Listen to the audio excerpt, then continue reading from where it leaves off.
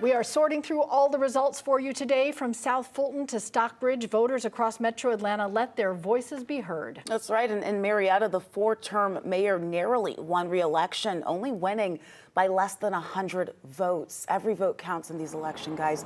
11 Alive's Galat Malamet joining us live in Atlanta. Hey, Galat, what can we learn from last night's races? Well, one of the things with last night's races is that some of these incumbents had controversies surrounding their candidacy. The government affairs consultant and former Democratic state rep I spoke to, though, said that a lot of these other races had some common themes.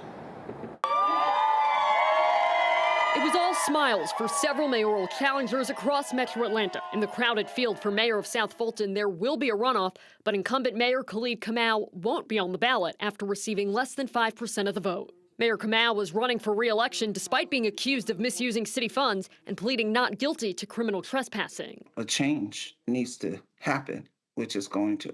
South Fulton State Representative Deborah Bazemore says the results are not surprising.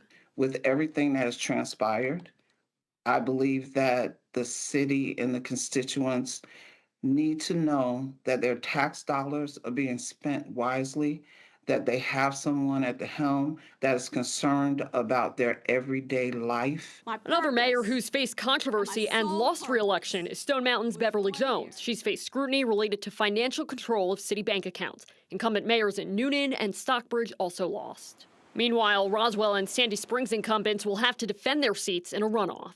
Sandy Springs was a little bit surprising. Carrie Anulowicz is a government affairs consultant at Capital City Public Affairs. She sees the race in Sandy Springs, where three-term incumbent Rusty Paul is going to a runoff with Democratic activist Dante Carter, and the race in Marietta, where four-term incumbent Steve Tumlin barely beat 24-year-old Sam Foster, as a sign people are unhappy. They're going to want to shake up the status quo. And with no federal elections on the ballot, these races were the only way to do so.